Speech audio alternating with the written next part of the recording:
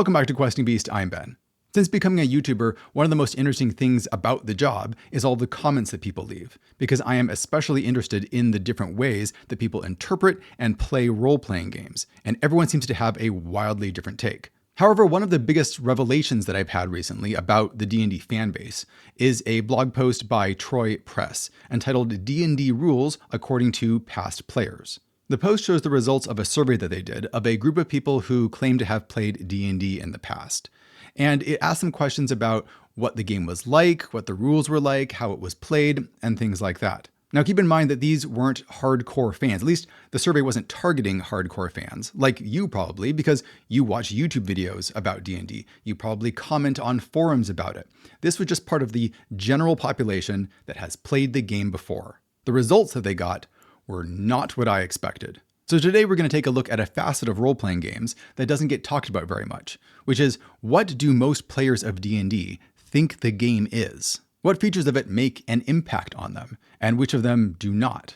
And then at the end, we'll be taking a look behind the scenes as I have a quick chat with Mike Mearls, the co-creator of 5th edition Dungeons & Dragons, about what he saw at Wizards of the Coast when they did their own research on this topic. So let's start out by taking a look at the blog post, which I will link in the description down below. I also linked to this post in my most recent monthly newsletter, which you should subscribe to because it's awesome and it's totally free, and it gets you in the running for all of my giveaways, like this copy of the Painted Wastelands, which I recently reviewed. So here's the blog post, D&D Rules According to Past Players. So the first thing to point out is how they acquired the people that they were doing this survey of.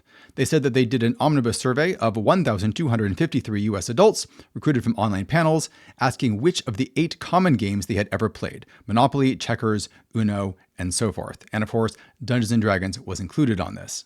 Of those people, 16% had played Dungeons & Dragons, which works out to 204 respondents. So it was those 204 people that are answering the following questions. Now, right away, this was something that seemed a little bit odd to me. 16% of the US population has played D&D. That seems way too high to me.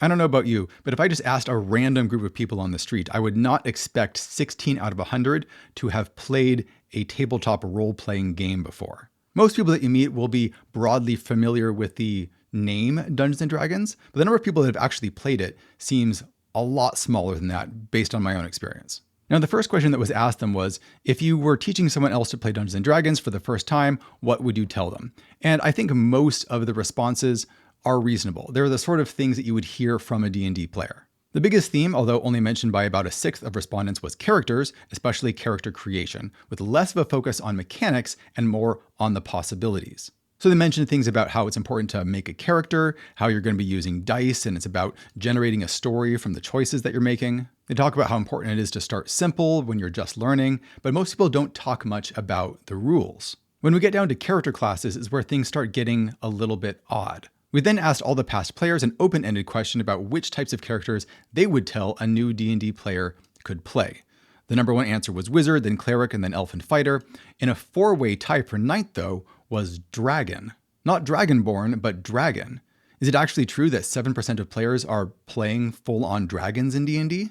Or maybe they're just misremembering the character that they played. Now, after this, they showed all the respondents a list of random classes and races from D&D and just asked them, which of these do you remember from the game? And look at some of these responses. Less than half of people who claim to have played D&D in the past remembered that dwarves, clerics, druids, humans, paladins, fighters existed in the game. Only about 1/3 of people responded that halflings were even a race that you could play. Now, if that wasn't weird enough, the next section, which is on which of the core stats they remember, gets even weirder. This question asked the respondents, which, if any, of the core abilities, attributes, or stats that describe characters do you remember? And to my shock, only 7% of past players could name all 6 stats. We can see down here that most people remembered strength, and then charisma, intelligence, wisdom, dexterity, and then finally constitution. But there is a big chunk of responses that don't make any sense at all. People said that some of the 6 core abilities were things like fire, or stealth, or dwarf.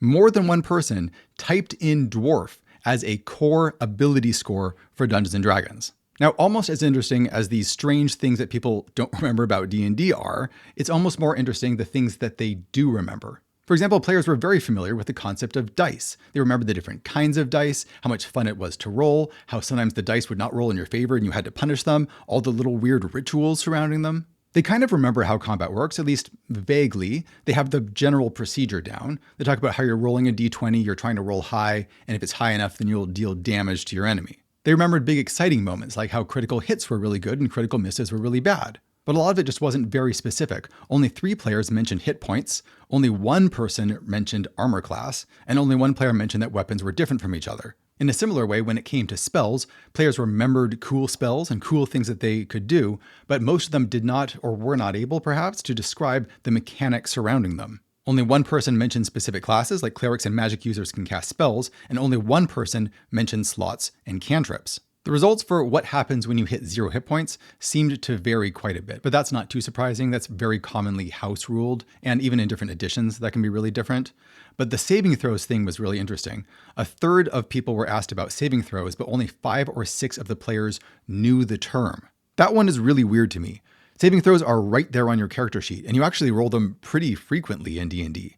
How was it that only a small handful of people had ever heard of them? Now, it's true that only 1 out of 5 respondents had played D&D this year, so a lot of them could have played D&D in past years or in previous editions, but a lot of these questions are so basic, it really makes me wonder what it was that they were playing. And just look at some of these stats. About 60% of people say that they had played D&D since 2020, so that's fairly recently. When they were playing D&D, they were playing once a week, twice a week, 3 times a week, so they weren't playing super infrequently, and a typical session was 2 to 4 hours long.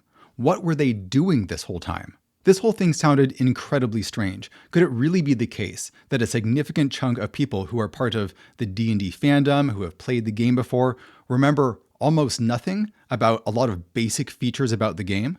To try and figure out what was going on here, I reached out to Mike Mearls, co-creator of 4th edition and 5th edition D&D, to see what he saw when he was at Wizards of the Coast. Yeah, so generally what we'd see, and it varied a little bit. So one thing to keep in mind is there's a difference between, say, putting a survey up on, say, like, our D&D Next on Reddit, where you're not even showing up unless you're a hardcore player, versus something that is more like, hey, we're going after just the general population of, say, the US, because we just want to get a sense of like, how does the game land?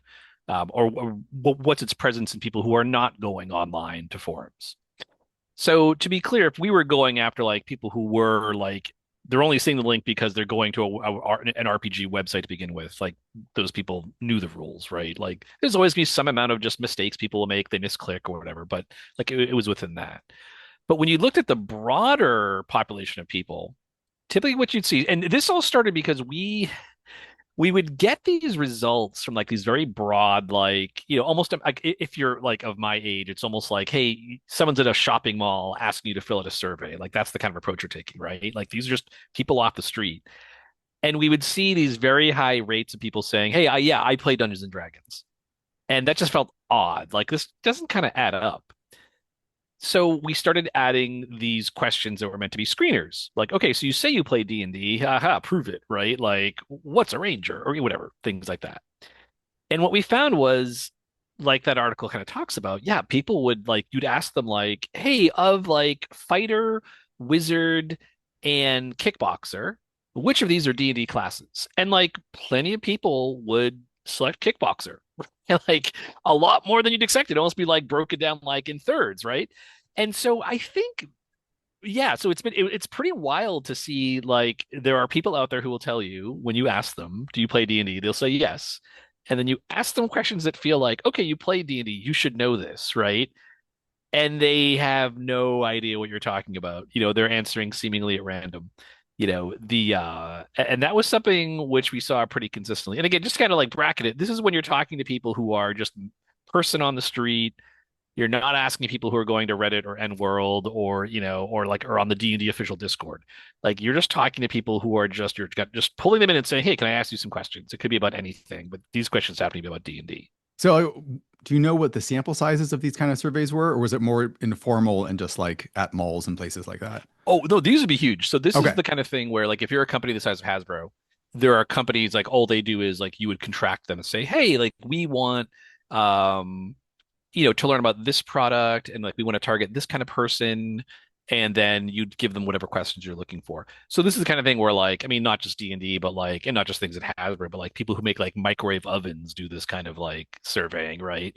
And the obviously you got to be the scope of like a Hasbro to actually like consider doing this or to have it actually make any sense. Like I love Shadow Dark, but I think if you did like a Shadow Dark poll this way, you just find no one's heard of it because these are just randos who are pulling it. So Right. Yeah. but they'd be pretty comprehensive. And I think it was I definitely know some of these surveys were like in person. Other ones might be the kind of thing where like you may have noticed if you're just like, surfing Facebook, like, or you might get some like spam email or something, or like I get texts sometimes that are like, hey, like sound off on some local issue, so it's clear that there's just some mailing list I'm on. So Yeah, that makes sense. I mean, because the thing about that one blog post is I think they only got like 200 people responding to it, which is yeah. pretty small of a sample size. Um, but generally, what do you have any thoughts on what these sorts of surveys and this sort of information implies about the culture and D&D? Like, what do people think that D&D is that we're getting results like this? So I think one of the things we have to keep in mind is just if you're watching this video and this just didn't autoplay first, on YouTube or whatever, you are like in a tiny fraction of the audience in terms of engagement, especially with role-playing games. It's easy to forget that for like the staggering majority of people who have ever played D&D and most role-playing games, they're like what I think of as like the third, fourth, or fifth person at the table. Like they probably didn't buy any of the rules. They're probably here because their friend invited them and it sounds fun. And it's really an excuse for them to sit down and play a game with their friends that has like this narrative storytelling element and it's exciting and there's moments of danger and uncertainty.